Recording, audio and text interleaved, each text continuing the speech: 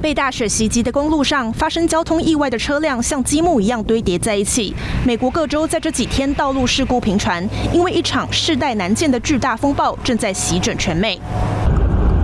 美国气象局警告，这场由北极冷风带动的风暴，不但在北部、中部造成危害，还会在耶诞节前夕抵达东岸，让全国各地陷入冰天雪地。 This storm is unusual in its intensity, and in fact, its rate of intensification is the thing that's most unusual and that will deliver the strongest impacts.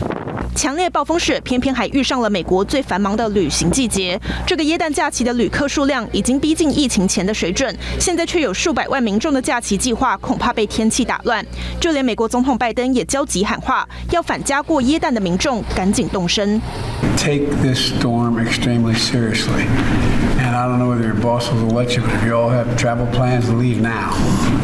Not a joke. I'm sending my staff, if they had plans to leave on tomorrow, it's late tonight or tomorrow, I'm telling them to leave now.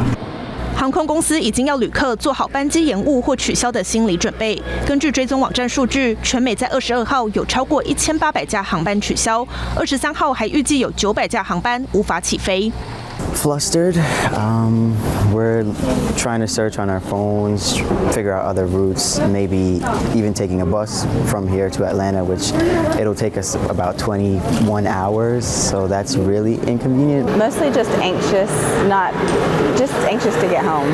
气象局声明，到了23号，美东跟墨西哥湾沿岸地区都能感受到破纪录的寒温，五大湖区可能累积超过30公分的降雪，中部高地平原甚至有部分地区可能出现摄氏零下57度的风寒效应。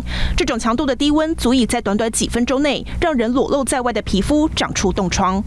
寰宇新闻的新闻综合报道，请订阅、按赞、分享寰宇新闻 YouTube 频道，并且开启小铃铛。随时掌握全球时事与最新趋势。